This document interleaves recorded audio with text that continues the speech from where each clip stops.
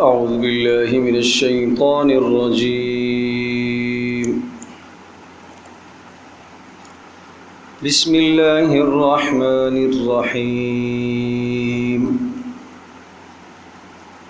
واضرب لهم مثل الحياة الدنيا كماء أنزلناه من السماء فاختلط به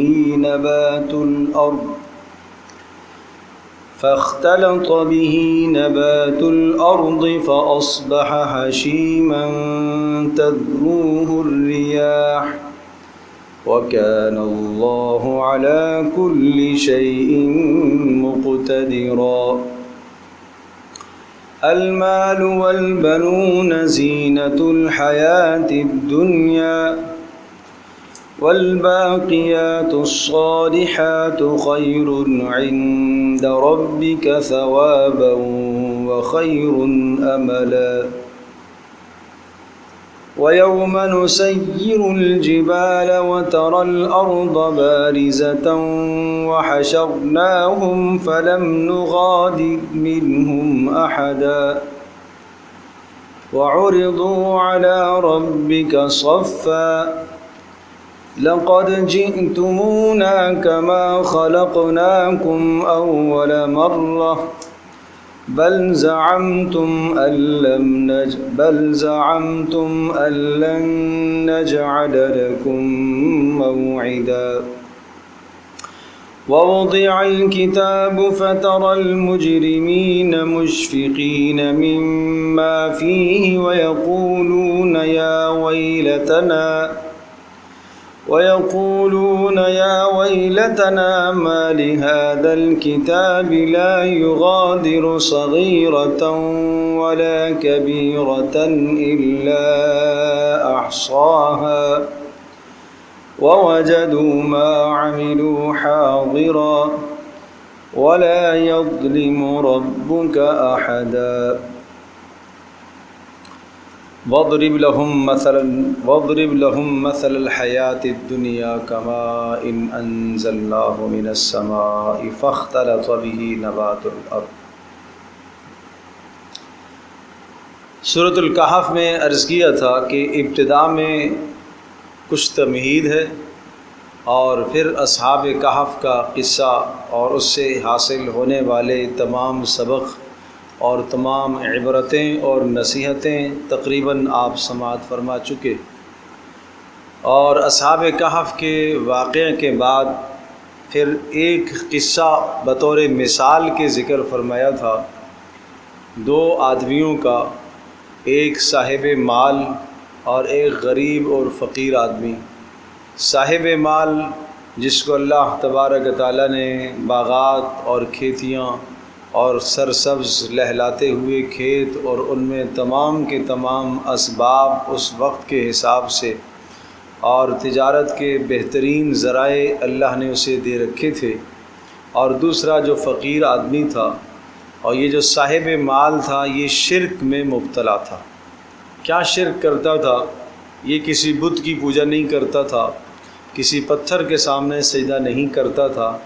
اس کا شرک جو بتایا گیا ان آیات میں وہ یہ شرک تھا کہ یہ یوں کہتا تھا کہ یہ سب کچھ میرا کمال ہے، تو اپنی ذات کو اللہ کے ساتھ شریک ٹھہرا. میں جو پل رہا ہوں وہ ان اسباب کے ذریعے سے پل رہا. آدمی کہتا ہے کہ میرا رب اللہ ہے، پالنے والا اللہ ہے. ایک ہے زبان سے کہنا، دل میں کیا بات ہے، اس کے دل میں جو باتیں پوشیدہ تھیں، چھپی ہوئی تھیں، جن کلمات کے ذریعے سے یہ بات نکالی گئی اور یہ باتیں ظاہر ہوئیں کہ زبان سے تو وہ اللہ تبارک تعالیٰ کا اقراری تھا، لیکن وہ اپنی تجارت کو، اپنے کاروبار کو، اپنے زندگی کے ان معاملات کو ہی مؤثر حقیقی سمجھ رہا تھا کہ میری زندگی کے اندر جو کچھ ہونے والا ہے وہ ان اسباب کے ذریعے سے ہے. اور یوں کہا کرتا تھا کہ میری دنیا اور یہ ریل پیل اور یہ مال و دولت یہ ہمیشہ ہمیشہ، اس سے کوئی فنا کر ہی نہیں سکتا، یہ تو ختم ہو ہی نہیں سکتی. یہ اس کا نظریہ ہے. تو اس نظریے کو شرک کہا گیا. اور اس نظریے کے بد نتائج بھی بتائے گئے کہ اس نظریے کے بد نتائج اور بیہودہ اور کلمات جو اس کی زبان سے نکلے، اپنے بھائی کو، غریب کو اس نے طنز کیا تھا اور کہا تھا انا اکثر منک مالا واعز نفرا، میرے پاس مال بھی زیادہ ہے اور میرے خشم خدم نوکر چاکر غلام اور میرے ملنے والے دوست و احباب بھی بہت زیادہ ہے، تو ان دونوں چیزوں میں مجھ سے کمزور ہے۔ تو یہ زہریلے جملے اس کی زبان سے نکلے، ان جملوں نے اس کے مال کو تباہ کر دیا۔ تو اس واقعے سے یہ سبق ملتا ہے کہ انسان دنیا کے اندر کاروبار اور مال اور دنیا کو حاصل کرنے کے جو جائز اور حلال ذرائع اختیار کرتا ہے، آدمی کا بھروسہ ان ذرائع پر نہ ہو، بھروسہ اللہ کی ذات پر، ان اسباب کو اسباب کے درجے میں دے۔ نمبر 2، جب اللہ پاک نے مال و دولت سے نوازا ہے تو کسی لمحے تکبر نہ آئے، غرور نہ آئے، جس غرور کی وجہ سے انسان کی زبان سے متکبرانہ جملے نکلتے ہیں اور وہ جملے اتنے خطرناک ثابت ہو جاتے ہیں کہ آدمی کے مال کو بھی لے ڈوبتے ہیں۔ اب آپ کہیں گے زبان سے نکلنے والے ایسے کیا کلمے ہیں؟ یقیناً اس دنیا کے اندر جو انقلابات ہوتے ہیں وہ بہت سارے انقلابات انسانوں کی زبانوں سے نکلنے والے اور انسانوں کے جسموں سے نکلنے والے اعمال کے نتائج ہیں۔ اعمال اس دنیا میں جو احوال اترتے ہیں انسانوں کے اعمال کے نتائج۔ میں ایک مثال حل کرتا ہوں۔ حضرت عائشہ رضی اللہ تعالی عنہا فرماتی ہیں کہ پیارے پیغمبر صلی اللہ تعالی علیہ وسلم کے سامنے حضرت صفیہ رضی اللہ تعالی عنہا کا تذکر آیا، اور صفیہ رضی اللہ تعالی عنہا کا جب تذکرہ آیا تو میں نے تھوڑا سا ایسا لفظ کہہ دیا، کیا دیا، میں نے تو اشارہ ہی کیا۔ حضرت صفیہ رضی اللہ تعالی عنہا قد میں قدر پست تھی، تو قد کا لمبا ہونا، قد کا چھوٹا ہونا، شکل کا خوبصورت ہونا، بدصورت ہونا، کالا ہونا، یہ تو اللہ پاک کی عطا ہے، اللہ جس کو جیسے بنا دے۔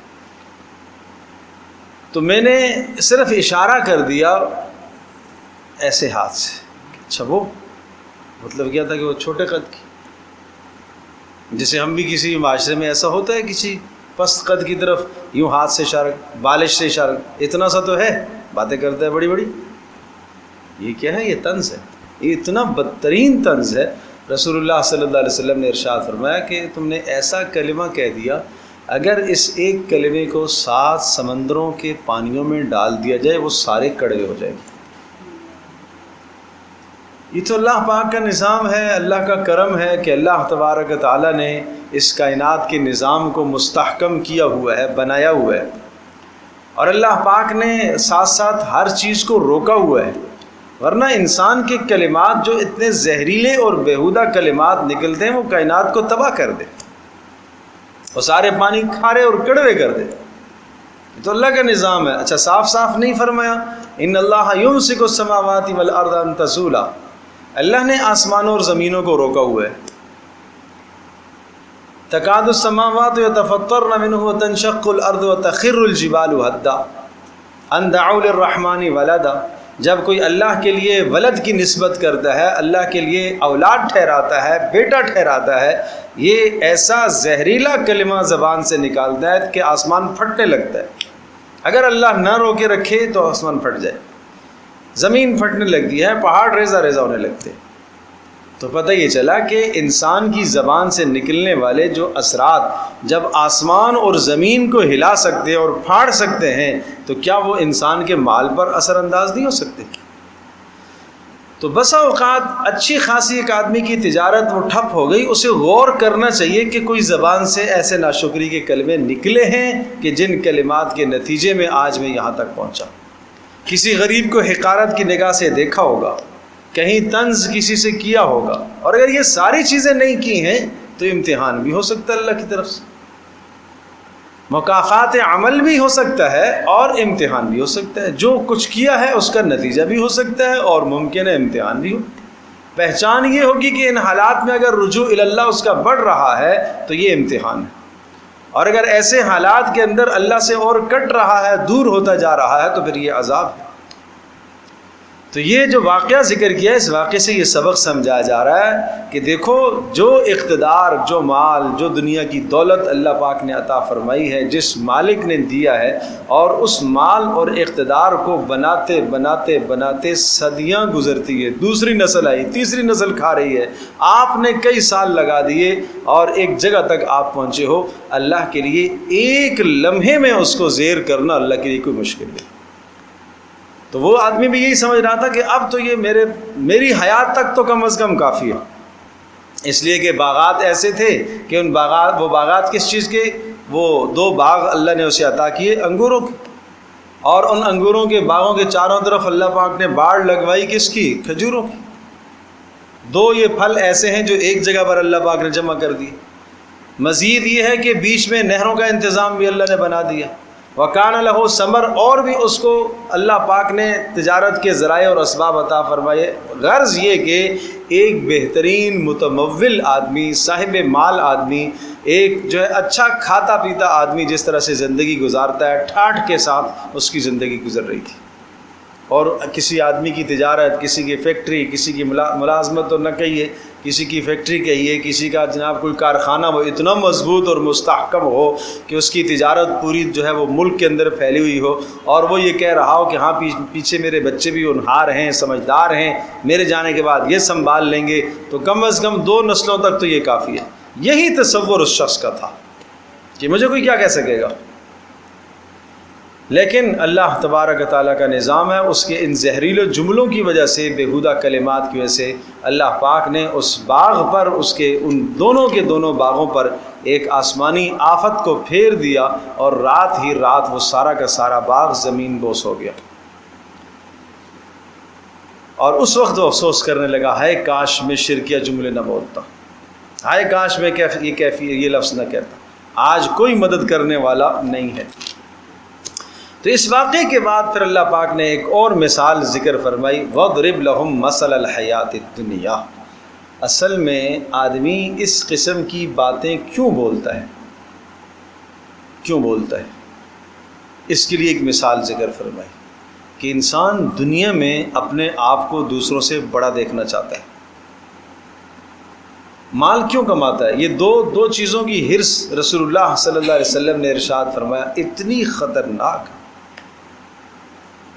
خطرناک حرص ہے 2 چیزوں کی۔ اگر یہ 2 چیزوں کی حرص آپ نے مثال دے کر فرمایا کہ تم یوں سمجھو ایک بکریوں کا ریوڑ، اور اس ریوڑ میں 2 بھوکے خونخوار بھیڑیوں کو چھوڑ دیا جائے، اور وہ بھیڑیے اس ریوڑ کو تباہ کر دیں گے۔ وہ اتنا تباہ نہیں کریں گے جتنی یہ 2 برائیاں انسان کے ایمان کو تباہ کر دیتی۔ اچھا، بھیڑیے کا مزاج ہے پھاڑنا، چیرنا، اس کا مزاج یہ نہیں، اس کا مزاج کہ بھئی ایک بکری پر جھپٹ کے حملہ کر کے اسے کھائے، پیٹ بھر گیا چھوڑ دے، نہیں، وہ شیر والا مزاج اس کا نہیں ہے۔ شیر کیا ہے؟ اپنی خوراک لے لیتا ہے، اس کے بعد سامنے سے جانور گزرتے رہے اس کو پرواہ نہیں، حرص نہیں ہے اس میں بنسبت۔ اچھا، بیڑیا ہے حریص جانور ہے، اس کا مزاج کیا ہے؟ پھاڑنا، پیٹ بھرا ہوا ہے پھر بھی اگر اس نے بکری کو دیکھا اس پہ حملہ کرنا ہے اس نے۔ اور 2 بیڑیے اگر چھوڑ دیے جائیں کسی بکریوں کے ریوڑ کے اندر تو کیا تباہی مچائیں گے؟ آپ علیہ السلام نے فرمایا اس سے زیادہ یہ 2 برائیاں انسان کے ایمان میں تباہی مچا دیتی ہے۔ نمبر 1 حرص علی المال، مال کی حرص۔ نمبر 2 اقتدار کی حرص، مال کی حرص اور اقتدار کی حرص۔ اچھا، اقتدار سے مراد یہ نہیں ہے کہ آپ ملک کے وزیر اعظم بن جائیں، صدر بن جائیں، گورنر بن جائیں، یا آپ کو کوئی سرکاری عہدہ مل جائے، یہ اقتدار نہیں۔ ہر آدمی دنیا میں اقتدار چاہتا ہے، ہر آدمی یہ چاہتا ہے کہ میری بات مانی جائے، چاہے وہ گھر کا اقتدار ہو، چاہے وہ باہر کا اقتدار ہو، چاہے وہ محلے کا اقتدار ہو، میں 50 لوگوں کے اندر مانا جاؤں، میرا لوہا ہر آدمی مانے۔ یاد رکھیے گا کہ انسان اپنے آپ کو اوپر کرنے کے لیے، اسی طرح سے مال سے محبت یہ بھی انسان کی فطرت ہے۔ اپنی ذات سے اپنے آپ کو بڑا کرنے کی طمع انسان کے اندر، یہ بھی اس کی فطرت ہے۔ جب تک یہ فطرت پر ہیں تو ٹھیک ہیں، لیکن اگر یہ زیادہ آگے چلے گئے تو پھر خطرناک ہے۔ نہیں سمجھے بات؟ مال کس کو اچھا نہیں لگتا؟ ہر ایک کو اچھا لگتا ہے۔ اور اقتدار سے مراد یہ ہے کہ دنیا کے اندر کھانا پینا، رہن سہن اچھا ہو جائے، 4-6 لوگ میری بات مانیں، ٹھیک ہے بھائی یہاں تک۔ لیکن اس اقتدار کو حاصل کرنے کے لیے جائز ناجائز کی حدود کو آدمی تجاوز کر جائے، ان حدود کو پامال کر دے، اور اس مال کو حاصل کرنے کے لیے حلال حرام کی تمیز کھو بیٹھے، اب یہ دونوں کی دونوں چیزیں انسان کے لیے خطرناک ہو گئی۔ پانی ایک حد تک انسان کے لیے مفید ہے اور انسان کی زندگی کا بقا اسی پر ہے، لیکن ایک حد تک ہے۔ اگر وہ بھی حد سے تجاوز کر جائے، پانی میں انسان زیادہ چلا جائے اور اسے بھی آدمی زیادہ استعمال کر لے، تو وہ بھی انسان کے لیے جان لیوا ثابت ہو سکتا ہے۔ بالکل اسی طرح سے آگ انسان کی ضرورت ہے، لیکن ایک حد تک ہے۔ اس حد سے تجاوز ہو جائے گا تو وہ بھی انسان کے لیے جان لیوا ہے۔ اسی طرح سے مال اور یہ سب چیزیں انسان کی ضرورت ہے۔ یہ بھی جائز نہیں ہے کہ آپ اپنے آپ کو لوگوں کی نظروں میں بے وقعت کریں، بے عزت کریں، اس کی بھی اجازت نہیں۔ اپنے آپ کو کیوں ذلیل کرا رہے ہو؟ عزت نفس ہر ایک کی ہے، ہر آدمی یہ چاہتا ہے کہ میرا عزت نفس مجروح نہ ہو، لیکن اس عزت نفس کو پانے کے لیے حلال حرام کی تمیز کھو دے آدمی، اور اس مال کو پانے کے لیے حلال حرام کی تمیز کھو دے، یہ خطرے کی بات ہے۔ تو اس لیے آگے دنیا کی مثال ذکر فرمائی کہ جس دنیا کی خاطر حلال حرام کی تمیز تم کھو بیٹھتے ہو، اس دنیا کی مثال سمجھو ذرا۔ جس دنیا کی خاطر یہ متکبرانہ اور شرکیہ جملے زبان سے نکلتے ہیں، اس دنیا کی مثال سمجھو۔ وَاضْرِبْ لَهُمْ مَثَلَ الْحَيَاةِ الدُّنْيَا، اے نبی آپ ان کے لیے ایک دنیا کی مثال بیان کیجئے۔ دنیا کی مثال ایسی ہے كَمَاءٍ أَنزَلْنَاهُ، جیسا کہ ہم نے آسمان سے پانی برسایا، فَاخْتَلَطَ بِهِ نَبَاتُ الْأَرْضِ، فَاخْتَلَطَ بِهِ گنجان ہو گئے اس پانی کے ذریعے سے، نبات الارض زمین کے نباتات، ہرے بھرے ہو گئے، زمین سرسبز اور شاداب ہو گئی، اور لہلہاتی کھیتیاں اور فصلیں تیار ہو گئیں۔ فَأَصْبَحَ هَشِيمًا تَذْرُوهُ الرِّيَاحُ، جب وہ مکمل کھیتی تیار ہو چکی ہوتی ہے تو آپ جانتے ہیں کہ تیاری کے بعد اسے کٹنا ہوتا ہے۔ کھیتی ہمیشہ برقرار نہیں رہتی، اسے کسان نے کاٹنا ہے ایک دن۔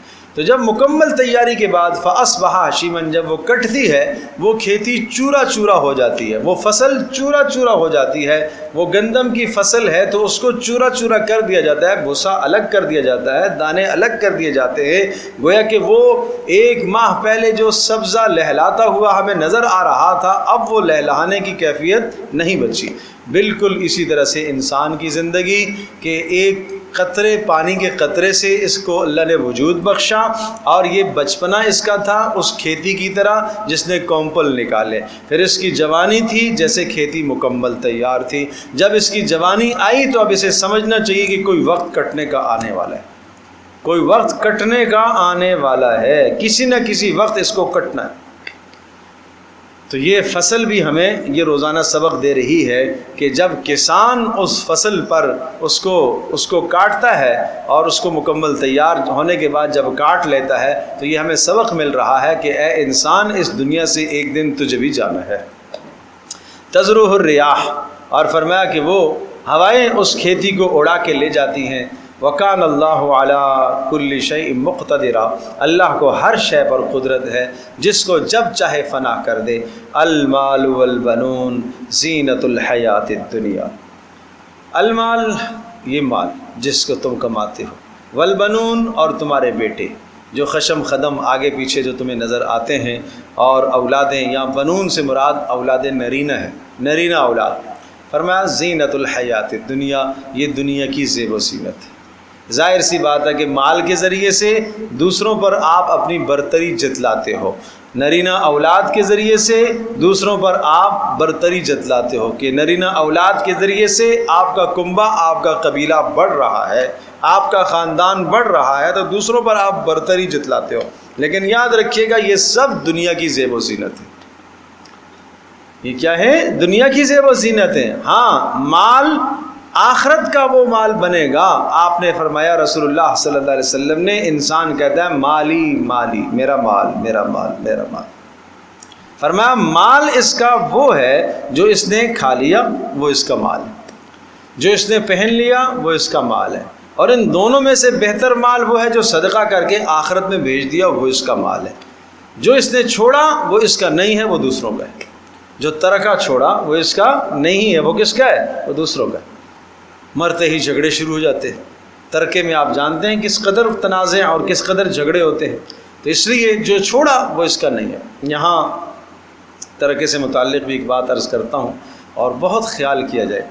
ایک تو اپنی جائیدادوں کو صحیح تقسیم کیا جائے، اور زندگی کے اندر ایسے معاملات کر کے جایا جائے کہ جانے کے بعد اولادوں میں افتراق انتشار جائیداد کی وجہ سے کم از کم نہ ہو۔ اس لیے کہ جب اولادیں شادیاں ہو جاتی ہیں، ہر ایک کے اپنے اپنے گھر ہو جاتے ہیں، اپنے اپنے بچے ہو جاتے ہیں، تو اور بہت سارے اسباب بیچ میں آ جاتے ہیں انتشار اور افتراق کے۔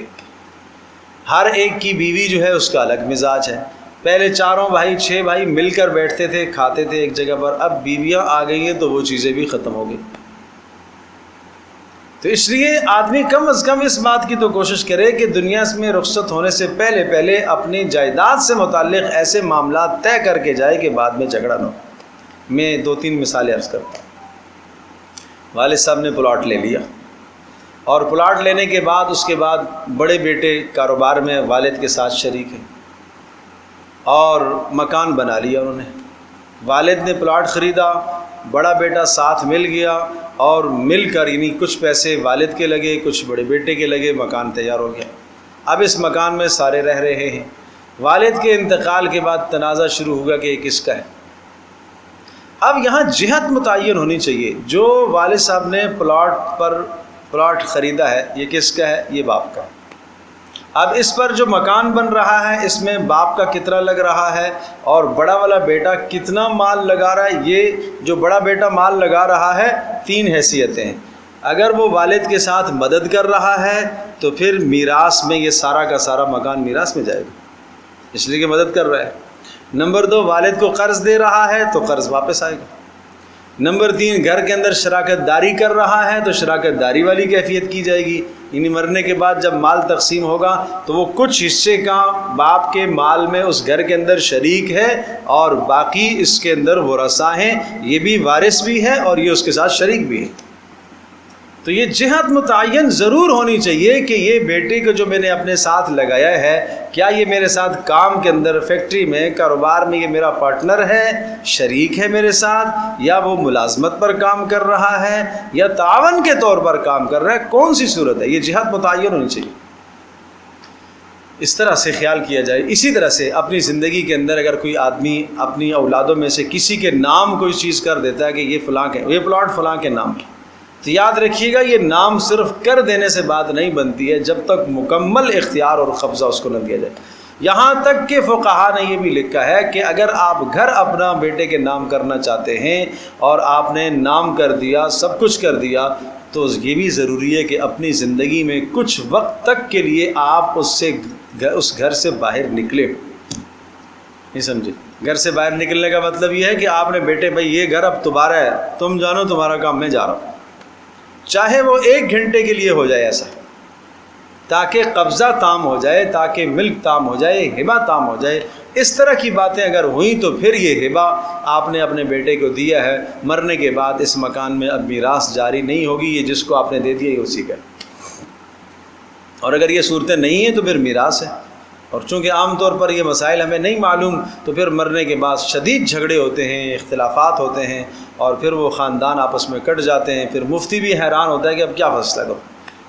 اس لیے بھائی ان جہتوں کو متعین کیا کرو۔ یہ مال کے معاملات اس میں، اس لیے کہ یہ دنیا کی زیب و زینت تو ہے، لیکن زیب و زینت دنیا کی ہے۔ میں نے عرض کیا مال سے آخرت وہی کما سکتا ہے جو مال انسان آخرت میں صدقہ کرے، آخرت میں بھیج دے۔ والبنون، اولادیں بھی دنیا کی زینت ہے، یعنی نرینہ اولاد، لیکن آپ علیہ السلام نے ارشاد فرمایا آدمی دنیا سے رخصت ہو جاتا ہے، اس کا نامہ عمل بند ہو جاتا ہے، لیکن ایک ولد صالح نیک لڑکا اگر اس کا ہو، اس کے پیچھے جو دعائیں کرتا رہتا ہے، تو یہ بنون، یہ نرینہ اولاد اس کے لیے کار خیر کا ذریعہ ہے۔ والباقیات الصالحات خیر عند ربک، اور ہمیشہ رہنے والی نیکیاں، والباقیات الصالحات، اور ہمیشہ رہنے والی نیکیاں، خیر عند ربک ثوابا، وہ زیادہ بہتر ہے تیرے پروردگار کے ہاں باعتبار ثواب کے، وخیر عملا، اور ان سے زیادہ امید کی جا سکتی ہے۔ یعنی جو آپ نے نیک اعمال کر کے اپنی زندگی میں آخرت میں بھیج دیے، ان سے زیادہ امید کی جا سکتی ہے بنسبت ان نیکیوں کے جو آپ کے مرنے کے بعد آپ کی اولادیں آپ کے لیے کریں گی۔ بات سمجھے بھائی؟ جو آپ کے مرنے کے بعد آپ کی اولادیں آپ کے لیے کریں گی۔ اور ایک واقعہ کہتے ہیں، مشہور واقعہ ہے کہ ایک صاحب اپنے گھر سے نکلے کام کے لیے، اور انہوں نے کیا کیا، راستے میں کوئی ٹھیلا نظر آیا، وہاں سے کچھ انگور لے کے گھر میں واپس لا کے دے دیے۔ خیال یہ تھا کہ دوپہر کو آؤں گا تو آ کے یہ کھا لوں گا۔ دوپہر کو جب وہ آئے کھانا کھانے کے لیے، تو کھانا جب سجایا گیا دسترخوان پر، وہ انگور نظر نہیں آئے۔ تو انہوں نے پوچھا کہ وہ انگور کہاں ہیں؟ تو جواب یہ ملا اہلیہ کی جانب سے، کچھ بچوں نے کھا لیے، کچھ میں نے کھا لیے۔ کھانا انہوں نے چھوڑ دیا، چپکے سے اٹھے اور اندر کی تجوریاں جتنی بھی تھی اس میں سے پیسے نکالے اور لے گئے کسی پراپرٹی والے کے پاس، اور اس کو کہا کہ ایک پلاٹ مجھے چاہیے، اور جلدی جلدی اور فوری چاہیے۔ پلاٹ بھی مل گیا، اور اس طرح کا پلاٹ چاہیے کہ مغرب سے پہلے میں چاہتا ہوں یہاں کھدائی ہو جائے اور مغرب کی اذان یہاں ہونی چاہیے اور مسجد بناؤں۔ شام کو جب واپس آئے تو گھر والے حیران، وہ تو کہاں گیا تھا؟ کھانا چھوڑ کے چلے گئے۔ تو کہنے لگے مجھے تو بڑا سبق مل گیا کہ ایک انگور 2 کلو میں سے کچھ میرے لیے نہیں بچ سکا، تو میں کیا توقع کروں گا کہ میرے مرنے کے بعد کچھ میرے لیے آپ لوگ کریں گے؟ تو میں نے جا کے اپنی آخرت سنوارنے کے لیے ایک کام کیا۔ تو بھائی اپنی زندگی میں کچھ کام کر کے جاؤ تو وہ زیادہ بہتر ہے۔ سچی بات یہ ہے بھائی، اپنے اعمال کا ذخیرہ زندگی میں کر کے جاؤ، مت توقع لگاؤ کہ بعد میں کوئی کیا کریں گے۔ اللہ اکبر۔ اچھی اولادوں کی اچھی اور نیک تربیت اگر آپ نے کر دی تو ٹھیک ہے، جب تک وہ نیک اعمال کرتے رہیں گے، دین پڑھاتے رہیں گے، تو یقیناً آپ کے لیے بھی صدقہ جاریہ ہے۔ لیکن آپ یہ توقع کریں کہ میرے مرنے کے بعد وہ مال خرچ کریں گے، پتہ نہیں کریں گے نہیں کریں گے، کریں گے تو نیتیں کیا ہوں گی، یہ بھی تو ایک مسئلہ ہے۔ پڑھیں گے آپ کے لیے، دعائیں کریں گے کہ نہیں کریں گے، کریں گے تو کیا نیتیں ہوں گی۔ تو اس لیے بھائی فرمایا کہ والباقیات الصالحات، پھر سنیے گا اس ترجمے کو، وہ نیک اعمال، وہ تمہارے پروردگار کے یہاں جو تو آپ کے اپنے ہاتھوں کے کیے ہوئے نیک اعمال ہیں، وہ زیادہ بہتر ہیں اور ان سے زیادہ امید کی جا سکتی ہے۔ ان اعمال کی وجہ سے بخشش کی زیادہ امید کی جا سکتی ہے بنسبت ان نیکیوں کے کہ جو آپ کے مرنے کے بعد آپ کی اولادیں آپ کے حق میں نیکیاں کریں۔ وَيَوْمَ نُسَيِّرُ الْجِبَالَ وَتَرَى الْأَرْضَ بَارِزَةً۔ اچھا، یہ قرآن مقدس کا ایک انداز ہے کہ کچھ واقعات ذکر کرنے کے بعد، کچھ مثالیں ذکر کرنے کے بعد پھر آخرت کا تصور لے کے آتا ہے، میدان محشر کا، جنت کا، جہنم کا تصور لاتا ہے، اور یہ تصورات اس لیے پیش کیے جاتے ہیں تاکہ جو باتیں آپ کو کہی گئی ہیں ان پر عمل کرنے کے لیے ذہن مکمل طور پر آمادہ ہو جائے کہ یہ دنیا کی زیب و زینت ہے، اور جناب یہ جو مال آپ آخرت میں بھیجو گے اس کو آپ آخرت میں اللہ کے سامنے پاؤ گے۔ اب وہ تصور آیا، دیکھیے گا وَيَوْمَ نُسَيِّرُ الْجِبَالَ، اور جس دن ہم پہاڑوں کو اڑا دیں، ریزہ ریزہ کر دیں گے۔ یہ قیامت جب قائم ہوگی، سور پھونکی جائے گی تو پہاڑوں کو ریزہ ریزہ کر دیا جائے گا۔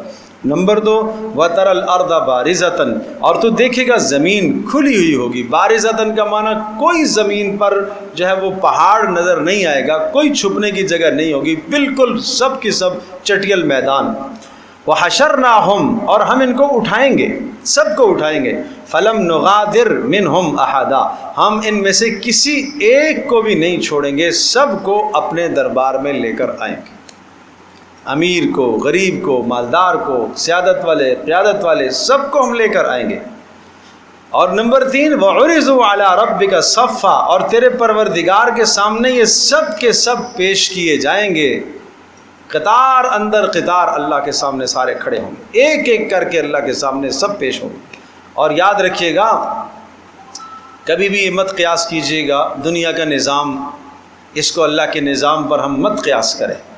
یعنی آدم علیہ السلام سے لے کر قیامت تک آنے والا انسان، ہر انسان سے اللہ تبارک و تعالیٰ علیحدہ علیحدہ پوچھے گا۔ اب کہیں کہ کروڑوں انسان، کھربوں انسان، اتنے کیسے پوچھے جائیں گے؟ کس طرح سے اللہ ان سب سے سوال کرے گا؟ میں پھر وہ بات عرض کروں گا، اللہ کی قدرت ہے، قادر ہے وہ اللہ قادر ہے۔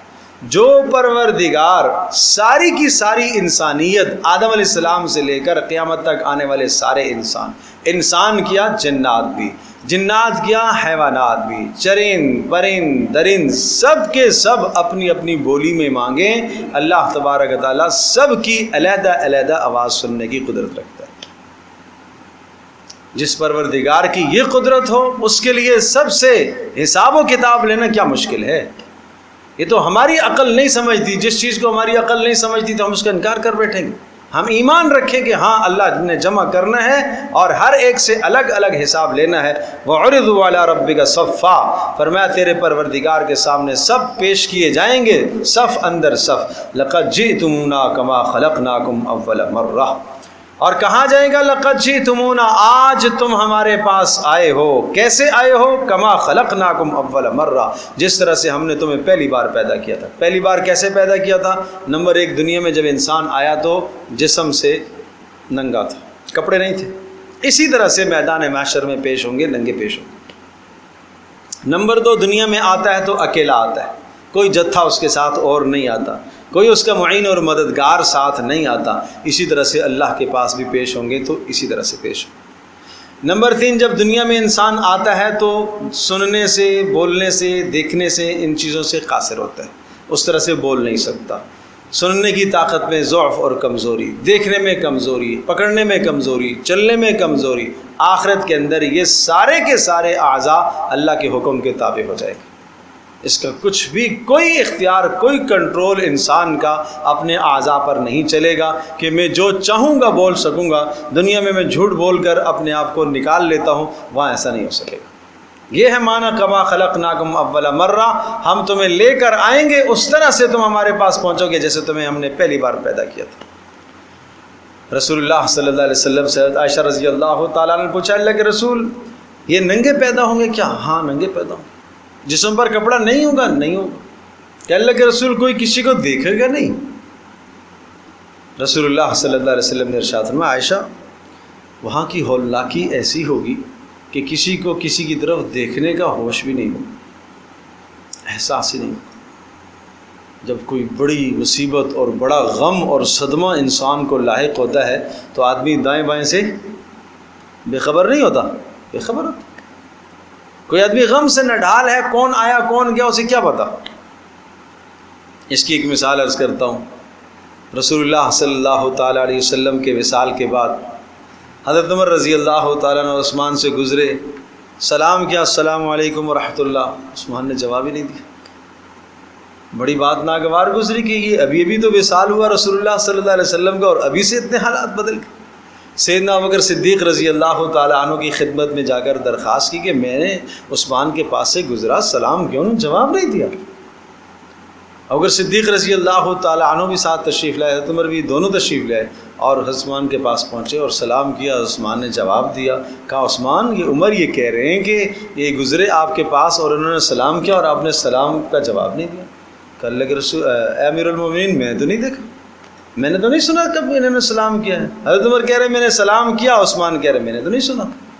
تو ابوبکر صدیق رضی اللہ تعالیٰ نے فرمایا ہاں ابوبکر، عمر تم نے بھی ٹھیک کہا، آپ نے سلام کیا، عثمان آپ نے بھی ٹھیک کہا، آپ نے نہیں سنا، اس لیے کہ اس وقت کا جو غم تھا اس غم نے آپ کو مشغول رکھا، آپ کو احساس اور شعور نہیں ہوا۔ تو جب کوئی غم آتا ہے تو آدمی بسا اوقات ایسا ہوتا ہے اس دنیا کے اندر، دنیا کے غموں کی وجہ سے انسان اپنے حواس کھو بیٹھتا ہے، تو آخرت کا جب غم ہوگا تو پھر کیا حال ہوگا۔ اس لیے ارشاد فرمایا ان زلزلۃ الساعۃ شیء عظیم یوم ترونها تذهل كل مرضعۃ عما ارضعت وتضع كل ذات حملها وترى الناس سکارى۔ اللہ اکبر، تو دیکھے گا اس دن ہر حاملہ اپنے بچے کو گرا دے گی، حد دودھ پلاتی اپنے بچے کو چھوڑ دے. وَتَرَى النَّاسَ سُكَارَىٰ ایسا لگے گا تجھے جیسا کہ لوگ نشے کی حالت میں نشہ پیا ہوئے مدہوش ہیں. وَمَا هُمْ بِسُكَارَىٰ وہ نشہ نہیں ہوگا. وَلَٰكِنَّ عَذَابَ اللَّهِ شَدِيدٌ اللہ کا دردناک اور سخت عذاب ہوگا.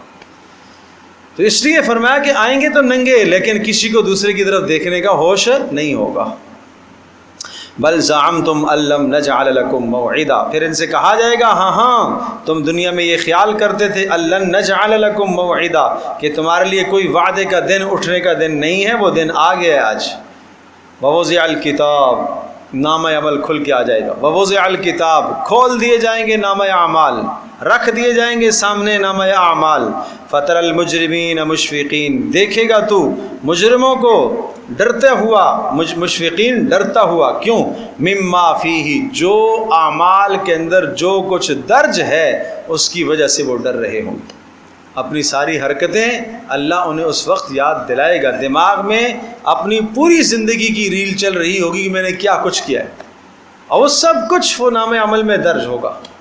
تو آدمی ڈر رہا ہوگا. وَيَقُولُونَ اور یہ کہیں گے یا ویلتنا ما لہا ہائے تباہی ہماری، ہائے تباہی، یا ویلتنا ہائے تباہی ما لہذا الکتاب اس کتاب کو کیا ہوا. کون سی کتاب؟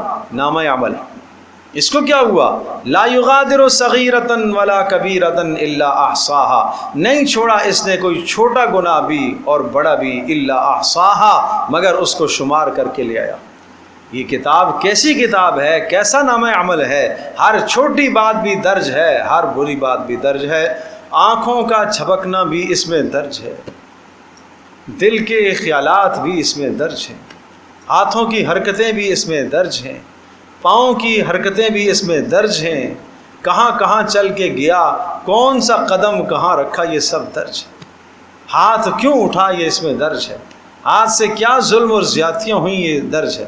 یہ جسم کہاں کہاں صرف ہوا، کہاں کہاں لگا، یہ سب اس کے اندر درج ہے. اللہ ہم سب کی حفاظت فرمائے.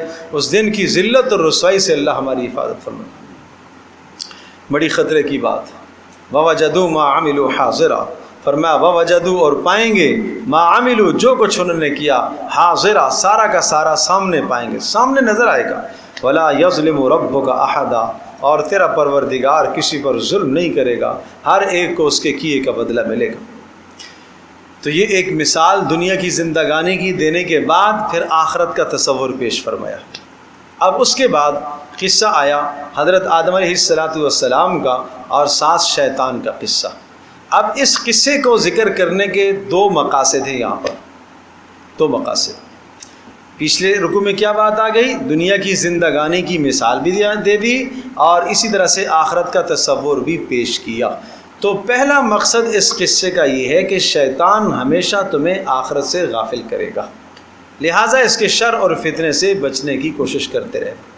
اور یہ تمہارا ازلی دشمن ہے، جیسا کہ اس نے آدم علیہ السلام کے ساتھ دشمنی کی اور آدم علیہ السلام کو اس نے وسوسے ڈالے، اسی طرح سے یہ تمہیں بھی وسوسے ڈالے گا، خیالات ڈالے گا، لیکن تم نے اس کے داؤ اور مکر و فریب سے اپنے آپ کو بچانا ہے.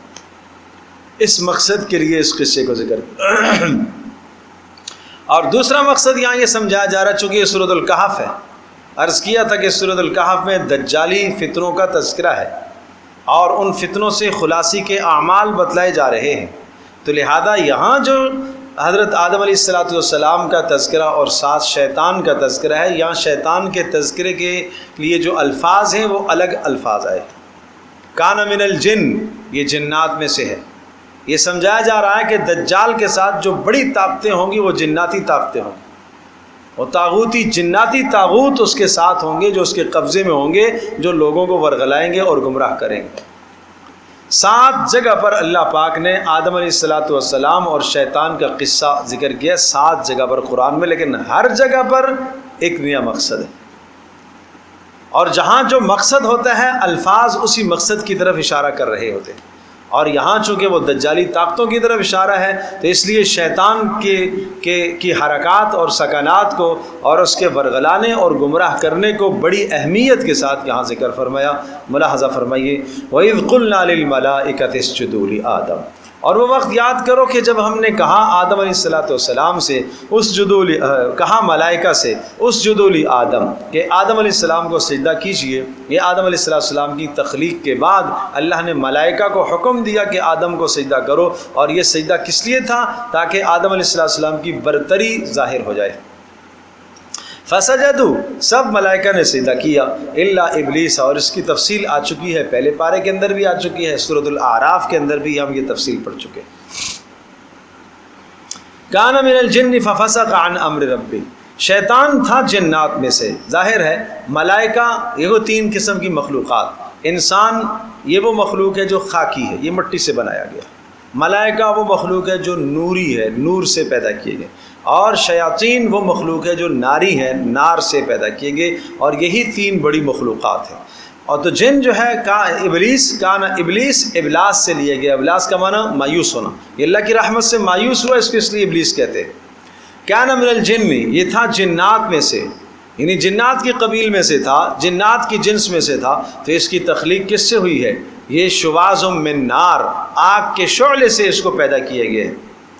ففسق عن امر رب، چنانچہ وہ نکل گیا اپنے پروردگار کے حکم سے، نکل گیا یعنی اس نے سجدہ نہیں کیا. تو جس شیطان نے اللہ تبارک و تعالیٰ کے حکم کو ٹھکرایا، سنیے گا، جس شیطان نے اللہ کے حکم کو ٹھکرایا اور اللہ کی اطاعت سے نکل گیا، اے بنی نو انسان افتتخذونہ وذریتہ اولیاء من دونی، کیا تم اس شیطان کو اور اس کی ذریت کو میرے سوا اپنا معبود بناؤ گے؟ مجھے چھوڑ کر تم اسے اپنا معبود سمجھو گے؟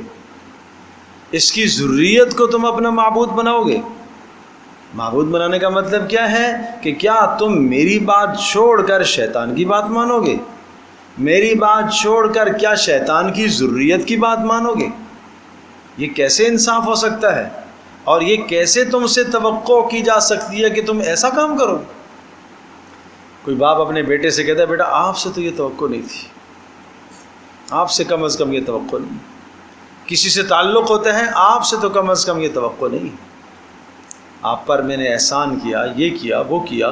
انسان، اے انسان، تجھ پر میں نے احسان کیا، تجھے تمام کی تمام مخلوقات میں سب سے بالا تر بنایا، سب سے افضل ترین تجھے بنایا، ساری کائنات اور ساری مخلوق کو تیرا خادم بنایا. تو ساری کائنات کا کیا ہے؟ مخدوم ہے، سب تیری خدمت میں لگے ہوئے. اس کے باوجود بھی تجھ سے تو یہ توقع نہیں تھی. افتتخذونہ، کیا تم اس شیطان کو وذریتہ اور اس کی ذریت کو تم بناؤ گے اولیاء من دونی، کام بنانے والے، کارساز؟ تم یہ کہو گے کہ میرے کام یہاں سے ہوں گے؟ یہ آج کل بھی اسی طرح سے آپ دیکھتے ہیں، جنات کے ذریعے سے یہ کام ہو رہا ہے. جنات کے ذریعے سے یہ کیا ہے؟ یہ اپنے ایمان کو تباہ کرنے کی باتیں ہیں. بھائی پیارے پیغمبر صلی اللہ تعالی وسلم نے جو اوراد اور وظائف بتائے ہیں، تحفظات کی جو چیزیں بتائی ہیں، صبح و شام پڑھنے کے جو معمولات بتائے ہیں، ان معمولات پر آؤ بھائی. سورہ فلق اور ناس تمام کے تمام اذکار، اور وہ اذکار جن اذکار کے اندر پناہ مانگی جاتی ہے، ان تمام میں سب سے مؤثر ہتھیار سورہ فلق اور ناس. سوچو تو صحیح، قل اعوذ برب الفلق، اے اللہ میں پناہ مانگتا ہوں، میں آپ کی حفاظت میں آنا چاہتا ہوں. سبحان اللہ. من شر ما خلق، ہر مخلوق کے شر سے، اندھیرے کے شر سے، دم کرنے والیاں جادو ٹونا کرنے والوں کے شر سے، حسد کرنے والوں کے شر سے. قل اعوذ برب الناس ملک الناس الہ الناس من شر الوسواس الخناس، اے اللہ تیری حفاظت میں آنا چاہتا ہوں. کس کے شر سے؟ وسوسے ڈال کر ورغلانے اور گمراہ کرنے والوں کے شر سے، جو لوگوں کے دلوں میں وسوسے ڈالتے ہیں، چاہے وہ انسان ہو چاہے وہ جنات ہو. کیا شے بچی ہے، کون سی چیز بچی ہے کہ جس کے شر سے بچاؤ کی تدبیر سورہ فلق اور ناس میں موجود نہ ہو؟ اس پر آئے، نہ آپ دائیں بائیں جا کے اپنے ایمانوں کو تباہ کریں، اب ایمان کو ضائع کریں. اللہ کے بندے ایسے بھی ہیں جو لکھنے والے بھی شرکیہ باتیں لکھتے ہیں، کفریہ باتیں لکھتے ہیں، ناجائز باتیں لکھتے ہیں. اور وہ ناجائز اور شرکیہ تعویذ دیتے ہیں اور ان کے ساتھ پھر جنات ساتھ ان کے مددگار ہو جاتے ہیں. تو یہ کیا ہوا؟ افتتخذونہ وذریتہ اولیاء من دونی، کیا تم نے شیطان اور اس کی ذریت کو کام بنانے والا سمجھ لیا کہ یہ ہمارا کام کریں گے، کیا یہ ہمارے کارساز بنیں گے؟ وَهُمْ لَكُمْ عَدُوٌّ، حالانکہ وہ تمہارا دشمن ہے، شیطان بھی اور شیطان کی ساری ذریت تمہارا دشمن ہے. جو جب دشمن ہے تو دشمن تمہارے کام بنائے گا یا بگاڑے گا؟ بئس للظالمین بدلا، بہت بدترین عوض ہے ایسے ظالموں اور مشرکوں کا کہ جو شیطانوں سے اپنا کام نکالنا چاہتے ہیں. اللہ اکبر. استمداد بالشیاطین، شیطانوں سے مدد حاصل کر کے اپنے کام نکلوانا، یہ شرک ہے، بچیں اس سے. ما اشہدتہم خلق السماوات والارض ولا خلق انفسہم، اللہ نے ارشاد فرمایا ما اشہدتہم، ان شیاطین کو اور یہ جنات کو، آپ جن کو سمجھتے ہو کہ یہ غیب کی خبریں جانتے ہیں، یہ آئندہ کے حالات سے آگاہ ہیں، کوئی نہیں جانتے. چوری ہو گئی، اجی استخارہ کر کے بتا سکتے ہیں؟ بھائی اللہ کے بندو، اللہ کے نبی نے جو عمل بتایا اس پر آؤ. استخارہ کر کے بتا سکتے ہیں؟ کیسے؟ ایسی بیہودہ کی باتیں، ایسی فضول کی باتیں. کل ہی کسی کا فون آیا، فلاں خاندان ہے، فلاں عورت ہے، ایک خاتون کا فون آیا، اس نے میرے دماغ پر، میرے دل پر، میرے گردوں پر، میرے حواس پر قبضہ کر لیا. ایسا قبضہ کیسا کر لیا بھائی؟ کس نے تمہیں بتایا کہ قبضہ کر لیا؟ بس مجھے لگتا ہے یہ شیطان کانا پھوسی کرتا ہے اور اندر آ کے وہ ہے من الجنۃ والناس یوسوس فی صدور الناس، وہ کیا کرتا ہے؟ وسوسے ڈالتا ہے آ کے. یہ فلاں نے کیا ہوگا، ضرور اس نے کیا ہے. کسی کے گھر میں مہمان بن کر آپ چلے گئے اور مہمان بننے کے دوران آپ نے وہ کھانا آپ کے سامنے لے کر آئے، اگر انہوں نے کھانے کی طرف دیکھ بھی لیا تو شیطان نے ادھر وسوسہ ڈالنا ہے، اس نے کچھ پڑھا ہے اس پر. کھانا پکاتے وقت اگر اس نے بسم اللہ ہی بیچاری نے پڑھ لی تو ادھر شیطان وسوسے ڈالے گا، کوئی دم پڑا ہے اس نے ضرور پڑھا ہوگا. یہ ساس اور بہو کے درمیان میں چپقلشیں کیوں ہوتی ہیں گھروں کے اندر؟ یہی تو ہے، یہ کچھ پڑھتی ہے میرے خلاف، پڑھ کے اس نے تباہ کر دیا. اور اللہ کے بندو ایسا تو نہیں ہوتا بھائی، ایسی بھی اندھی لگی ہوئی ہے کہ پڑھ کے تمہیں تباہ کر دے. تمہارے اپنے اعمال کی وجہ سے نحوستیں آتی ہیں بھائی، اپنے اعمال اور اپنے گناہوں کی وجہ سے اس قسم کی نحوستیں آتی ہیں. نجاست ایک مستقل نحوست ہے، ناپاکی مستقل ایک نحوست ہے. بچے کو مستقل ناپاک رکھنا ایک مستقل نحوست ہے. یہ گھر کے اندر مستقل نجاست رہے، مستقل نحوست ہے. 24 گھنٹے پیمپر کے اندر پیک کیا ہوا ہے بچہ نجاست کے اندر. کیوں؟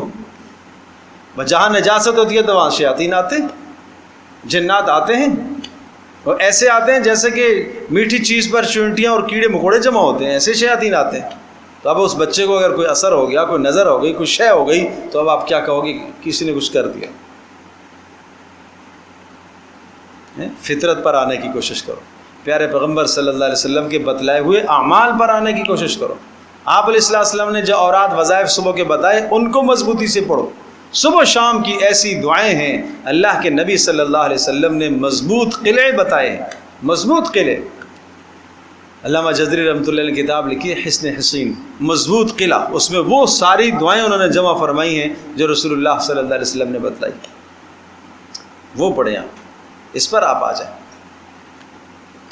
تو کیا فرمایا کہ ان جنات کو جن کو تم عالم الغیب اور متصرف سمجھتے ہو، ما اشہدتہم خلق السماوات والارض، میں نے ان کو نہیں گواہ بنایا تھا آسمانوں اور زمینوں کے پیدا کرتے وقت. ان کو میں نے حاضر تھوڑا ہی کیا تھا کہ یہ آسمانوں اور زمینوں کے اندر ہونے والے تمام حالات سے یہ آگاہ ہوں، ایسا نہیں ہے.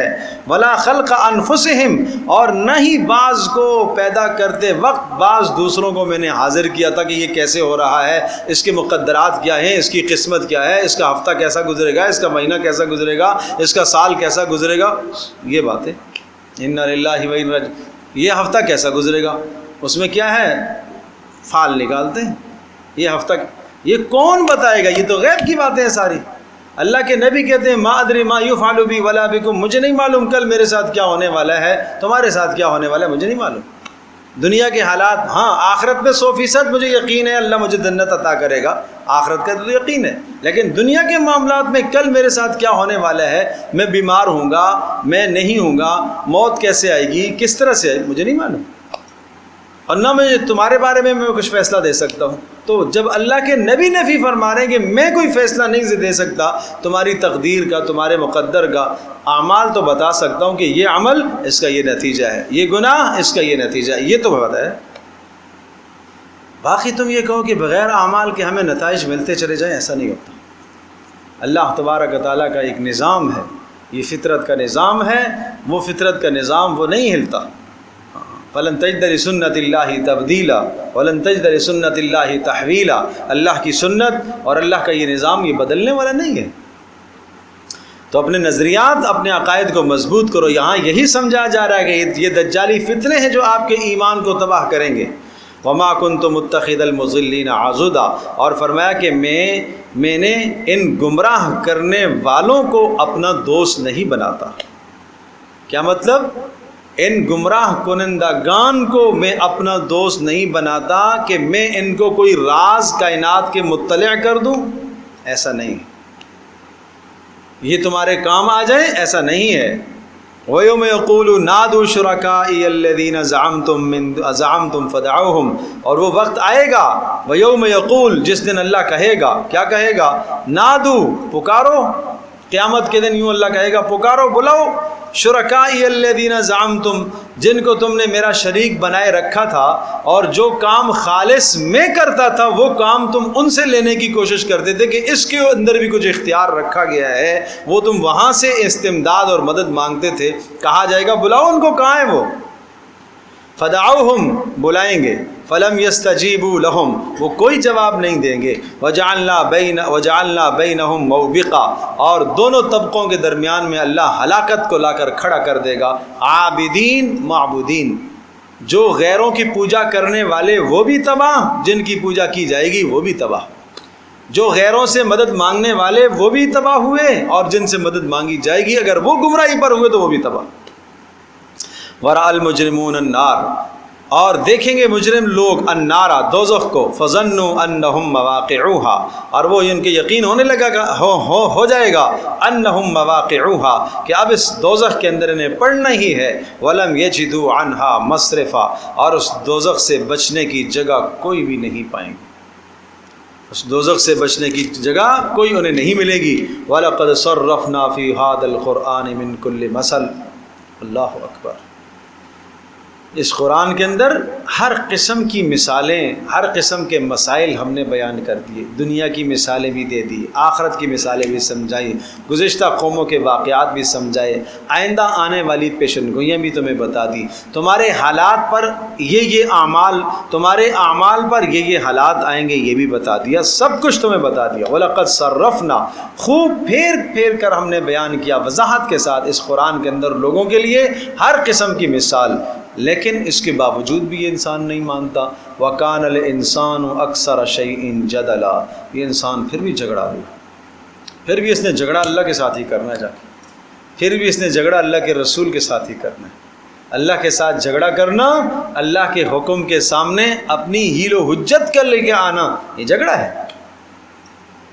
اللہ اکبر، یہ ضروری تو نہیں ہے کہ میں اللہ سے لڑ رہا ہوں، یہ تو نہیں کہہ سکتا، معاذ اللہ ثم معاذ اللہ کوئی کہ میں رسول سے لڑ رہا ہوں۔ رسول صلی اللہ علیہ وسلم کی بات آ جائے اور اس بات کے سامنے پھر اپنی دلائل کو پیش کرنا، حجتوں کو پیش کرنا، یہی لڑنا تو ہے۔ ارے باپ نے ایک بات گھر میں بتائی ہے، بیٹا کھڑے ہو کے کہے نہیں اس میں یہ لوجک ہو سکتی ہے، یہ ہو سکتا ہے، یہ ہو سکتا ہے، اس کو یوں کیا جائے، اس کو باپ کیا کہے گا؟ بھائی میرے سامنے تم دلائل تو نہ پیش کرو، کچھ تو حیا کر لو، بات سن لو، بھائی بڑے کی بات سن لیا کرتے ہیں۔ تو اسی طرح سے اللہ اور اس کے رسول کی بات کے سامنے کسی قسم کی حیل حجت آدمی کو نہیں، اس میں آدمی اپنی عقلوں کے گھوڑے نہ دوڑائے۔ وَكَانَ الْإِنسَانُ أَكْثَرَ شَيْءٍ جَدَلًا، اور انسان تو ہے بڑا ہی جھگڑالو۔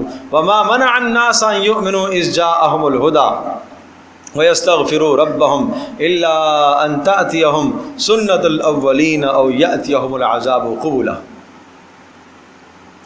ایمان اور استغفار، ایمان اور استغفار نہیں کرتے. ان کو ایمان لانا چاہیے، نہیں لاتے. استغفار کرنا چاہیے، نہیں کرتے. کس کا انتظار کرتے ہیں؟ یہ دو قسم کے عذابوں کا انتظار کرتے ہیں. لیکن یاد رکھیے گا اگر وہ دو قسم کے عذاب آ گئے تو پھر نہیں بچیں گے.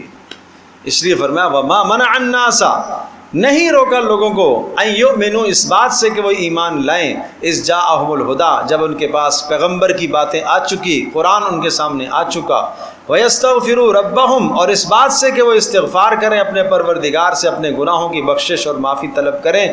اس استغفار سے اور اس ایمان لانے سے ان کو کوئی شے نہیں روکتی، مگر کیا روکتا ہے؟ الا ان تأتیہم، ہاں وہ انتظار میں ہیں، ان تأتیہم سنت الاولین، کہ ان کے پاس گزشتہ لوگوں کی ہلاکت کی طرح کی ہلاکتیں آ جائیں. او یأتیہم العذاب قبلا، یا یہ ہے کہ سامنے سے عذاب کی صورتیں اور عذاب کے کوڑے برس پڑے ان پر. پہلوں کے عذاب آ جائیں. پہلوں کے عذاب سے مراد جیسا گزشتہ قومیں تباہ ہوئی ہیں، قوم عاد جیسے غرق تباہ ہوئی، قوم نوح جیسے پانی میں ڈبوئی گئی ہے، اور قوم سمود صیحہ سے چیخ سے ہلاک کی گئی ہے، قوم لوط کی بستیاں الٹ دی گئی ہیں. یہ انتظار میں ہے کہ یہ حال آئے تو ایمان لائیں گے. کیا وہ حالات آنے کے بعد ایمان لانے کی مہلت دی جاتی ہے؟ ہرگز نہیں دی جاتی. کہ وہ واقعات جب آ جائیں گے تو پھر تمہیں مہلت تھوڑی دی جائے گی، پھر مہلت نہیں ہے. نمبر 2، او یاتیہم العذاب قبلا، یا سامنے سے عذاب آئے. سامنے سے عذاب آئے، اللہ پاک کسی دشمن کو تمہارے اوپر مسلط کر دے، کسی ظالم کو تمہارے اوپر مسلط کر دے، جیسے مکہ والوں پر اللہ تبارک و تعالیٰ نے مسلط کیا اہل ایمان کو. اور وہ بدر کے اندر سارے کے سارے مکہ والے جو قریش کے سرداران تھے، جن کے پاس لیڈرشپ تھی، سب کے سب مارے گئے. تو یہ کیا وہ عذاب آنے کے بعد پھر مانو گے؟ اس لیے اس سے پہلے پہلے مان لو، اللہ کے عذاب سے پہلے پہلے مان لو. وما نرسل المرسلین الا مبشرین و منذرین. دیکھو، وما نرسل المرسلین، ہم رسولوں کو بھیجتے ہیں کیا کرنے کے لیے؟ 2 فرائض دے کر بھیجتے ہیں. مبشرین، خوشخبریاں سنانے کے لیے، ومنذرین، اور ڈرانے کے لیے. ایمان والوں کو خوشخبریاں سناتے ہیں، نافرمانوں کو ڈراوا سناتے ہیں. وَيُجَادِلُ الَّذِينَ كَفَرُوا بِالْبَاطِلِ لِيُدْحِضُوا بِهِ الْحَقَّ، لیکن جب رسول آتے ہیں، رسولوں کا پیغام آتا ہے، وَيُجَادِلُ الَّذِينَ كَفَرُوا، وہ لوگ جنہوں نے کفر کیا وہ جھگڑا کرتے ہیں، بالباطل، وہ باطل کو سامنے لے کر آتے ہیں رسولوں کے مقابلے میں. بےہودہ قسم کے اعتراضات لے کے آتے ہیں دین کے. آج کا کیا یہ دور آج کی عکاسی نہیں کر رہا؟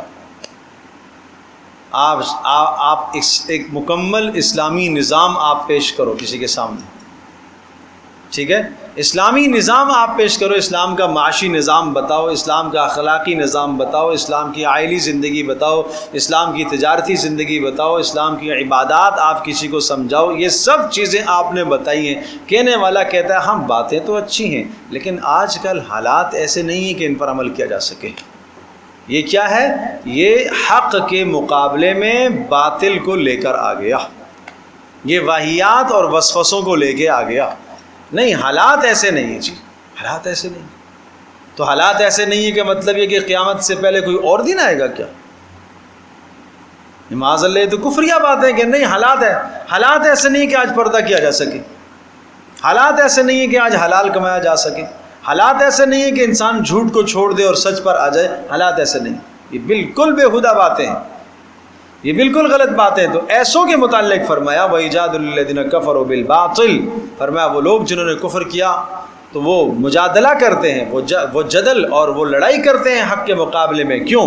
لِيُدْحِضُوا بِهِ الْحَقَّ، تاکہ وہ اس باطل کے ذریعے سے حق کو کمزور کرتے ہیں، لیکن نہیں کمزور کر سکتے.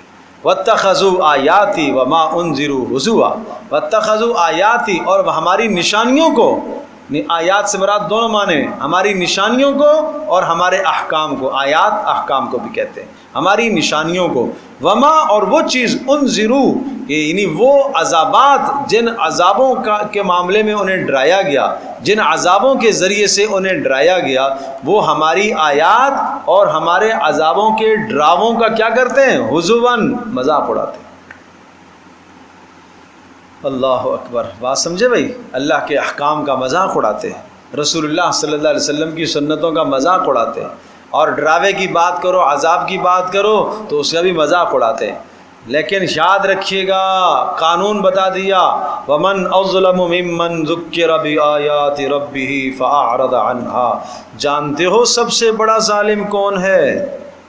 وَمَنْ أَظْلَمُ، کون ظالم ہوگا، ممن، اس شخص سے، ذُكِّرَ بِآيَاتِ رَبِّهِ، جس کو اپنے پروردگار کی نشانیوں سے، اپنے پروردگار کے احکامات کے ذریعے سے جسے ڈرایا گیا اور نصیحت کی گئی، لیکن اس نے کیا کیا؟ فَأَعْرَضَ عَنْهَا، ان آیات سے اس نے منہ موڑ لیا۔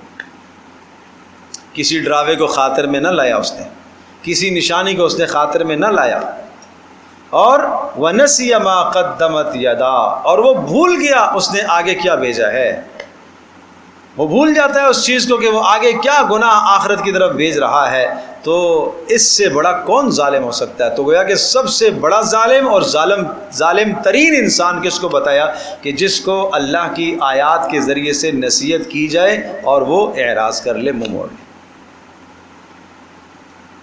ایک آدمی 100% قرآن کی بات آپ کو سنا رہا ہے، 100% حدیث کی بات آپ کو سنا رہا ہے، آپ بھی جانتے ہیں ٹھیک کہہ رہا ہے، آپ بھی جانتے ہیں کہ بات بالکل درست ہے، لیکن اس شخص کی ذات سے عناد ہے، آپ اس کی بات نہیں سنتے، آپ نے نصیحت کو سے منہ موڑ لیا،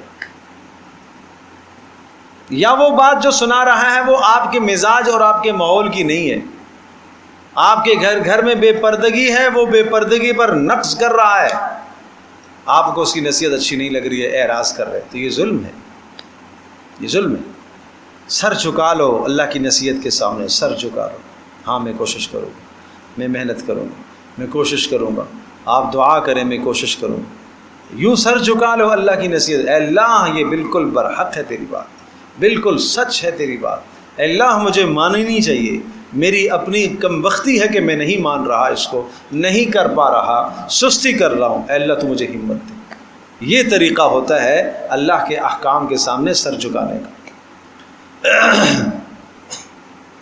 اِنَّا جَعَلْنَا عَلَىٰ قُلُوبِهِمْ أَكِنَّةً، اور ایسا ظالم انسان جس کو اللہ کی نصیحتیں کی جائیں اور وہ نصیحتوں سے منہ موڑ لے، فرمایا اِنَّا جَعَلْنَا عَلَىٰ قُلُوبِهِمْ أَكِنَّةً، ہم ایسوں کے دلوں پر پردے ڈال دیتے ہیں، اللہ ان یفقہوا، ای اللہ یفقہوا، اب نہیں سمجھیں گے حق کو۔ گویا کہ ان کو نصیحتیں بار بار کی گئیں، نصیحتوں سے منہ موڑ لیا، اب وہ حق کو قبول کرنے کی صلاحیت ہی کھو بیٹھے، نصیحت پروف ہو گئی، جاتی نہیں اندر، نصیحت نہیں جاتی، دل پر مہر لگ گئی۔ اسی کو کہا وَجَعَلْنَا عَلَىٰ قُلُوبِهِمْ أَكِنَّةً، ہم دل پر پردے ڈال دیتے ہیں، مہر لگا دیتے ہیں، وَفِي آذَانِهِمْ وَقْرًا، اور ان کے کانوں کے اندر بوجھ ڈال دیتے ہیں کہ کانوں کے اندر بات سنتا تو ہے لیکن سمجھتا نہیں ہے، سنی انسنی کر دیتا ہے۔ میرے عزیز دوستوں اور بزرگوں اور ماں اور بہنوں، میری باتیں سن رہی ہیں تو یاد رکھیے گا، قرآن کی نصیحت دل میں نہ اترے، یہ بڑے خطرے کی بات ہے، یہ بڑے خطرے کی بات ہے۔ اندر نہیں اتر رہی ہے بات تو یہ بڑے خطرے کی بات ہے کہ کیوں نہیں اتر رہی ہے، یہ میرے ایمان کی کمزوری ہے، میں وہ صلاحیتیں کھو چکا ہوں کہ یہ بات میرے اندر نہیں اتر رہی۔ تو فرمایا ایسوں کا جب یہ حال ہو جاتا ہے ان ظالموں کا، چونکہ نصیحت سے انہوں نے منہ موڑا اور اس کے نتیجے میں ہم نے ان کے دلوں پر پردے ڈال دیے، مہریں لگا دی، اور کانوں کے اندر ہم نے بوجھ ڈال دیے، اب وَإِن تَدْعُهُمْ إِلَى الْهُدَىٰ فَلَن يَهْتَدُوا إِذًا أَبَدًا، اب آپ ان کو ہدایت کی طرف بلاتے بھی رہیں، فَلَن يَهْتَدُوا إِذًا أَبَدًا، ہرگز اب ہدایت کی طرف یہ نہیں آ سکتے، صلاحیت ہی ختم ہو گئی اندر سے، صلاحیت ہی حق کی کھو بیٹھا ہے بھائی۔ ایک آدمی آنکھوں کی بینائی اس کی جاتی رہی ہے، دماغی قوت اس کی چلی گئی، دل کی طاقت اس کی ختم ہو گئی، اور حواس کھو بیٹھا ہے، اب آپ اس کو کیا نصیحت کریں گے؟ کیا نصیحت وہاں کارگر ثابت ہوگی؟ اس لیے کہ کان بھی اس کے جواب دے چکے، دماغ بھی اس کا کام نہیں کر رہا، سٹیا گیا ہے، بالکل کوئی بات سمجھتا ہی نہیں ہے۔ تو اب بھائی ضعف، بڑھاپا اس جگہ پر آ گیا کہ خدمت ان کی کرتے رہو، اب آپ زیادہ ان سے کوئی خیر کی توقع کہ وہ آپ کی نصیحت کو قبول کرے، بات منع۔ بالکل اسی طرح سے جو آدمی اپنی صلاحیتوں کو، حق کو قبول کرنے کی صلاحیتوں کو تباہ کر چکا، اب اس سے کوئی توقع نہ کیجیے، ہاں الا یہ کہ کوئی اللہ کا کرم اس پر اتر آئے، الا یہ کہ کوئی استغفار اور توبہ کر کے اندر سے وہ جو گندگی اور غلاظت ہے وہ دھو دے تو بات ہے۔ موت سے پہلے پہلے کوئی اس کو موقع ہے، موت سے پہلے پہلے کسی بھی وقت اگر وہ توبہ کر کے اس غلاظت کو دھو ڈالتا ہے تو ٹھیک ہے۔ یہ دنیا بھی کا نظام ہے، ہم دیکھتے ہیں کپڑا انتہائی غلیظ اور گندا ہو گیا، میل کچیل سے خراب ہو گیا، قابل ہی نہیں رہا پہننے کے، لیکن بہرحال اگر تھوڑی سی اس پر محنت کی جائے تو صاف ستھرا ہو سکتا ہے۔ اللہ اکبر۔ مقناطیس میں کھینچنے کی کشش ہے، لیکن اگر پڑے غلاظت گندگی جنگ جم گیا اس کے اوپر، میل کچیل جم گئی تو وہ صلاحیت کم پڑ گئی۔ ہاں اس پر محنت ہو، رگڑائی ہو، گسائی ہو تو دوبارہ لوٹا سکتی ہے۔ بالکل اسی طرح سے اس انسان کے اوپر اگر محنت ہو اور پھر یہ توبہ کر کے اپنی اس صلاحیت کو دوبارہ زندہ کرے تو اللہ پاک کی ذات عالی سے کوئی بعید نہیں ہے، اللہ اس کو دوبارہ حق کی طرف پلٹا دے۔ وَرَبُّكَ، تو یہ آگے اسی بات کی طرف اشارہ ہے، وَرَبُّكَ الْغَفُورُ ذُو الرَّحْمَةِ۔ صلاحیت تو کھو گیا ہے، اب آپ اس کو بلاتے رہے، نہیں آئے گا ہدایت کی طرف، لیکن یاد رکھیے گا تیرا پروردگار بخشنے والا بھی ہے اور رحمت والا بھی ہے، کہ اگر یہ توبہ کرے گا، معافی مانگے گا، اللہ اسے بخش دے گا۔ ذو الرحمہ، اللہ تبارک و تعالیٰ آئندہ کے لیے بھی اس کو پھر ٹھیک راستے پر چلنے کی توفیق دے گا، اس لیے کہ اللہ تو رحمت چاہتا ہے، اللہ اپنے بندوں پر رحمت برسانا چاہتا ہے۔ لیکن لو یؤاخذہم بما کسبوا، اگر اللہ ان کی گرفت کرے بما کسبوا، جو اعمال انہوں نے کیے، لعجل لہم العذاب، تو اللہ فوری عذاب لے آتا، لیکن اللہ نے انہیں مہلت دی ہوئی ہے۔ کیوں؟ اس کی رحمت کا تقاضا، اس کی مغفرت کا تقاضا ہے کہ اس بندے کو مہلت دو۔ بل لہم موعد لن یجدوا من دونہ موئلا، فرمایا اللہ نے مقرر کیا ہوا ہے ان کے لیے ایک وعدے کا دن، لن یجدوا من دونہ موئلا، اس دن سے ایک ذرہ پھیرنا نہیں پائیں گے، لن یجدوا نہیں پائیں گے، من دونہ اس مقررہ وقت اور دن کے علاوہ نہیں پائیں گے، کوئی جگہ پھری ہوئی نہیں پائیں گے کہ دن مقرر تھا آج کا وہ کل پر ٹل گیا، بھائی آج جو نا کام نہیں ہو سکتا چلو کل حساب لے لیں گے، نہیں بھائی ایسا، آج اس کو موت دینی تھی، ایسا نہیں ہے کہ آج ملک الموت مصروف ہے چلو کل، جو وقت مقرر ہے اسی وقت میں آنا ہے۔ اس کو اپنے نظاموں پر مت قیاس کرو، اپنے نظاموں پر مت قیاس کرو کہ یا جناب کوئی ایسا حال آ گیا تو اس وقت کیسے موت آ سکتی ہے، شاید ترس آ جائے اس فرشتے کو، ملک الموت کو، نہیں، جو وقت مقرر ہے اسی ٹائم میں۔ وَتِلْكَ الْقُرَىٰ أَهْلَكْنَاهُمْ لَمَّا ظَلَمُوا، اور یہ قصے سننے کے بعد سن لو، وَتِلْكَ الْقُرَىٰ أَهْلَكْنَاهُمْ، یہ بستیاں تھیں، أَهْلَكْنَاهُمْ، ہم نے ان کو تباہ کیا ہے، لَمَّا ظَلَمُوا، جب انہوں نے ظلم کیا، وَجَعَلْنَا لِمَهْلِكِهِمْ مَوْعِدًا، اور ہر ایک کی ہلاکت کا وقت ہم نے مقرر کر کے رکھا تھا۔ دیکھو تباہی آتی ہے، عذاب آتا ہے، دو چیزوں کا خیال رکھیے گا، نمبر ایک حجت پوری ہوگی تو عذاب آئے گا، ایک وقت تک آپ کے لیے ڈرانے کے، ڈراوے کے، سمجھ کے اسباب اللہ جمع کرتا رہے گا، اور جب وہ سارے کے سارے اسباب اللہ نے پورے کر دیے، دل اللہ نے رکھا ہے، دل دیا ہے جس میں توحید موجود ہے، اللہ کا خوف جس کے اندر موجود ہے، یہ اللہ پاک نے دل عطا فرمایا۔ اور اسی طرح سے اللہ تبارک و تعالیٰ نے ہر انسان کے ساتھ ایک فرشتہ رکھا ہے جو اس کو ہمیشہ خیر کی تلقین کرتا رہتا ہے، دوسروں کی موت دیکھ کر عبرت حاصل کرنی چاہیے تھی، یہ اللہ نے ہدایت کا ذریعہ بنایا ہے، واعظین کا وعظ اللہ نے ہدایت کا ذریعہ بنایا ہے، قرآن مجید کا وجود یہ وعظ کا ذریعہ بہترین ہے، یہ سب کے سب حجتیں جب تام ہو جاتی ہیں اور ادھر سے عذاب کا وقت ایک مقررہ ہو گیا، جب وہ وقت پورا ہوگا اور ادھر سے حجت بھی پوری ہوگی تو پھر اللہ کا فیصلہ ہوگا۔ یہ بات ہے کہ وَجَعَلْنَا لِمَهْلِكِهِمْ مَوْعِدًا، پھر ہم ان کے ہلاکت کا ایک وقت مقرر جو ہوتا ہے اسی وقت پہ ہلاکت اور تباہی کا فیصلہ ہوتا ہے۔ اللہ تبارک و تعالی ہم سب کے لیے سمجھنا عمل کرنا آسان فرمائے۔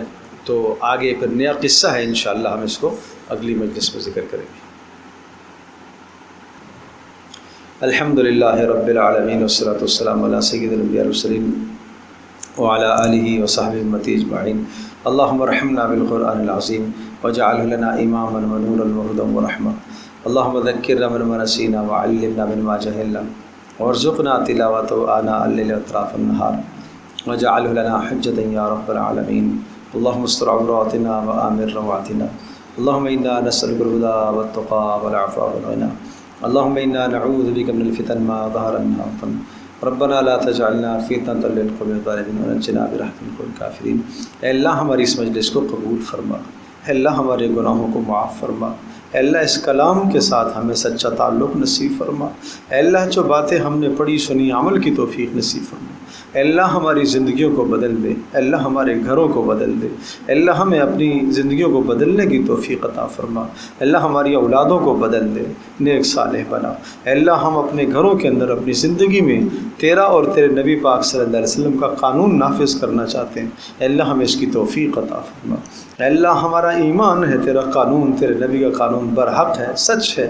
اس میں دنیا اور آخرت دونوں جہانوں کی فلاح اور کامیابی ہے. اے اللہ اے اللہ اے اللہ اس پر ہمیں پختگی نصیب فرما. اے اللہ اس کے مطابق ہمیں زندگی گزارنے کی توفیق نصیب فرما.